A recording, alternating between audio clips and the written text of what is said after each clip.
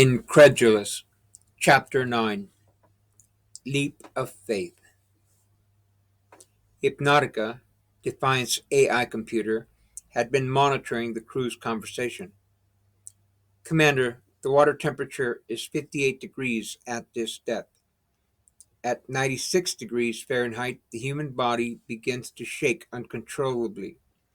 Should a diver's core temperature reach 91 degrees, he loses the ability to think or reason effectively. What happens after that? Asked Joshua, not expecting a response.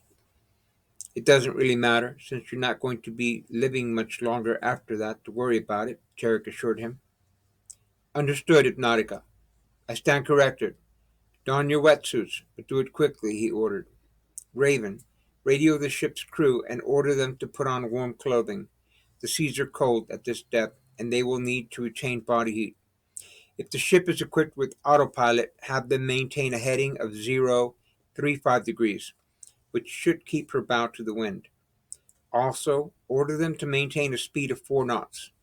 That should keep their ship stationary above us. If they have any kind of waterproof lights, tell them to carry one down on the way. That would be a great help. On the way down, Commander, asked Raven, not sure what he meant. In this weather, they're going to have to jump ship in order for us to rescue them. Have them hold on to something heavy, ordered Tarek. There are a total of 3 jumping overboard, announced Raven. Repeat, 3 jumping overboard. The divers will need to intercept them once they enter the water. Tricia could not believe the message coming over the radio. Regardless, she set the autopilot to maintain heading and speed. On her way back down, she took a large polished Nautilus fossil to assist in her descent. She stuffed the Nautilus into her backpack. Turning toward Michelle, she taped an LED flashlight to the girl's upper arm. She made sure the flashlights were turned on and facing down. This thing is supposed to be waterproof, but I think DC voltage works underwater anyway, said Tricia, as she attached a flashlight to Catherine's upper arm and then one to her own. Seal the command station and pressurize the workstation, ordered Tarek. At this command, an alarm buzzer sounded and red warning lights flashed twice, then remained illuminated. Tarek grabbed the hatch and lowered it shut on the seating ring. He wheeled the dogging mechanism clockwise until its metal claws unfolded and locked the hatch in place. Joshua's ears thumped from the increasing pressure. He grabbed his nose and blew against his closed nostrils to equalize his eardrums. Is it just me? He asked. You guys don't seem affected by the pressure. We spend so much time underwater that each of us has undergone surgery to enlarge the canals that lead to our eardrums, explained Raven. Like Navy SEAL divers, observed Joshua. Yes, we may need to pressurize our eardrums, but not as much as you will, explained Raven. So you're a priest and you're scuba certified as well. Yeah, skydiver too. That's why I joined the Marines, to try and get all that out of my system before joining the priesthood, said Joshua, as the red lights changed to amber. The team finished strapping on and inspecting each other's scuba tanks. The acronym SCUBA stands for Self-Contained Underwater Breathing Apparatus. Joshua reached over his shoulder and felt the top of his air bottle's manifold. Running his fingers along the rubber hose, he located the regulator. Putting it in his mouth, he inhaled. The dry tank air had a metallic taste to it. He tested his octopus rig and additional regulator, then punched the purge button and heard the flow of air. I'll need this second regulator if I'm to provide air for those I might end up rescuing, he thought. The amber lights turned to green, accompanied by a soft musical chime. Workstation pressure has equalized with outside water pressure, announced Hypnotica. Stand by. Opening hatch. The large rectangular hatch was centered to the rear of the spacious workstation. The dogging mechanism's metal claws unfolded, disengaging from the hatch sealing ring. The hatch's spring-loaded mechanism allowed it to open easily as two divers lifted on it. Seawater did not enter, remaining about a foot below the seating ring due to the pressurized compartment. Monique faced everyone and, raising a thumb, said, "Sound off." The others followed suit in a counterclockwise rotation. Joshua was not wearing a full face mask. When it was his turn, he shrugged his shoulders, grinned, then gave a thumbs up. Monique nodded and made an OK sign with her right hand. "Can everyone hear me clearly?" she asked. At this, Raven requested a radio check. Everyone sounded off and gave a thumbs up. "Joshua, you will only be able to hear what's going on," said Monique. "Remain below the other divers in case we miss on the first try. Remember, these people will most likely be terrified and may think that a shark is attacking them when you grab them." Monique slapped Brian, one of the technicians, on the left shoulder. At this signal, he plunged feet first into the dark water. Raven would be overseeing the rescue operation from forward command, where she would have a better view of the team. She turned, moved towards the command chair, seated herself, and activated the ship's lower work lights and docking port lanterns. Defiant's flat nose cone necked down towards two massive propulsor shrouds that flanked the transparent, bullet-shaped command center. The ocean was a vast darkness surrounding the divers. The only illumination came from Defiant's work lights. She spun the seat to face the rear workstation. Joshua's plunge into the sea was followed closely by Monique's. "It's a good thing for us that you're never without a flashlight, Trish," said Michelle, holding onto a heavy marble statue of an imperial Chinese horse. Michelle loved horses and had always admired this style of art. "If we get rescued, Catherine, may I keep this statue?" "If you don't take it with you, it's going to end up at the bottom of the ocean. I'll take the other one so you can have a matching pair. Now hurry. They could give the order to jump any minute." "Can this really be happening?" asked Michelle. "I looked over the starboard side a minute ago.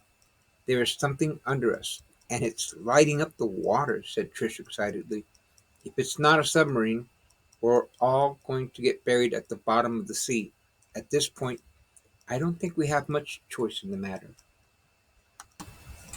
Joshua felt a momentary tightness in his chest, but it disappeared as the air began to flow from his regulator. The frigid water seeped slowly into his wetsuit, which was not designed to keep him dry underwater, but to keep him warm by trapping a small amount of water inside the suit and letting his body heat it, thereby insulating him against the cold. He wondered what drowning in this immense darkness would feel like. Reclining into one of two forward command chairs, Raven donned a peculiar-looking helmet and attached its umbilical cable to the command chair. Lowering the face shield, she activated the device, then sat back, exhaling slowly. There was a moment of silence as the world around her grew dim. For a moment, Raven's mind experienced an immense silence. She waited for the acoustic imaging processor to link her brain with the onboard AI computer. The interface implants attached to her brain allowed Raven to access all of the ship's sensors. The ship's shark-like nose cone housed the sonar hydrophones that fed data to the AI computer's imaging processor. Disturbances in the sea's ambient noise field acted like variations of light frequencies. Suddenly, Raven was surrounded by an immense azure blue sea. She began to make out wispy strands of light within the deep blur. These formed patches of color that slowly began to appear as solid objects. Raven could clearly make out what looked like a wasteland far below her in the depths of the Caribbean. She gazed up to see the underside of massive waves as they rolled past, tossing the small sailboat around. The surface of the ocean appeared to be about 30 feet above the divers as they took their positions. This technology never ceased to amaze her. Joshua adjusted his buoyancy compensator and descended below the other divers. Monique nodded at him and made an OK sign. Aurora had entered the chamber before the divers and now sat next to Raven in the co-pilot's chair. She began to examine all the controls. On each side of her was a manipulator sleeve. She placed both hands in the open sockets and the equipment's LED lights lit up as they pulled closer to the seat, effectively trapping Aurora. She looked over at Raven, who sat motionless except for the turning of her head from side to side, wearing that state-of-the-art helmet. Aurora understood how the manipulators worked, so she opened and closed her cupped hands in much the same way someone might if trying to make a sock puppet speak. The claws on the end of the manipulators opened and closed. She turned again to Raven, whose helmet now faced up. Aurora remained motionless, unsure how to get out of the sleeves that encased her arms. "Commander, divers are ready," announced Raven.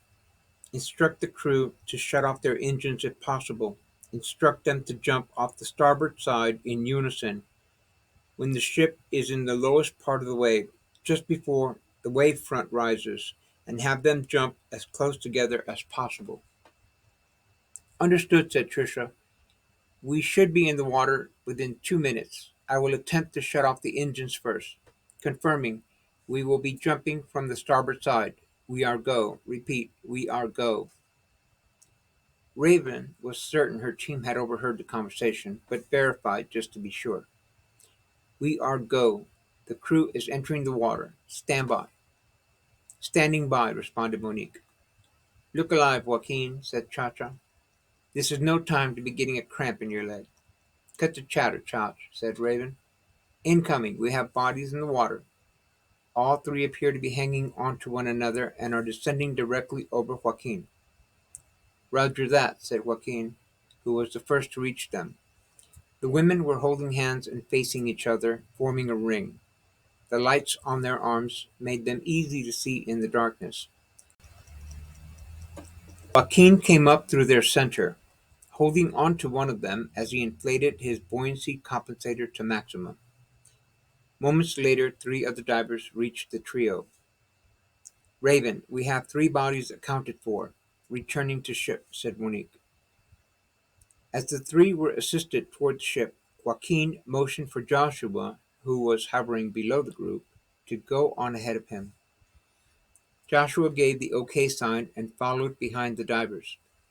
He marveled at the ship's design, but felt uncomfortable in the total darkness. The forward command center impressed him. It appeared that he could simply step through the transparent, bullet-shaped compartment and into the ship. So clear was the visibility. The two command chairs and their occupants appeared to be hovering over the emptiness of the strange new world as he glided past them. As he neared the hatch, Joshua miscalculated his re-entry and his tank valve got hung up on the hatch ring. He hoped no one had noticed. Aurora screamed excitedly, drawing everyone's attention to the forward command center. Illuminated in the work lights against the dark backdrop of the sea was a very large fish. The beast appeared to have been attracted by the work lights.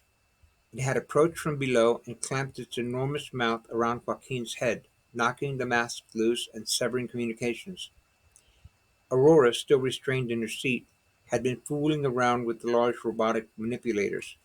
In her excitement, she had clasped the creature's thick tail fin and was stabbing at its midsection wildly with the other manipulator in an attempt to free the diver.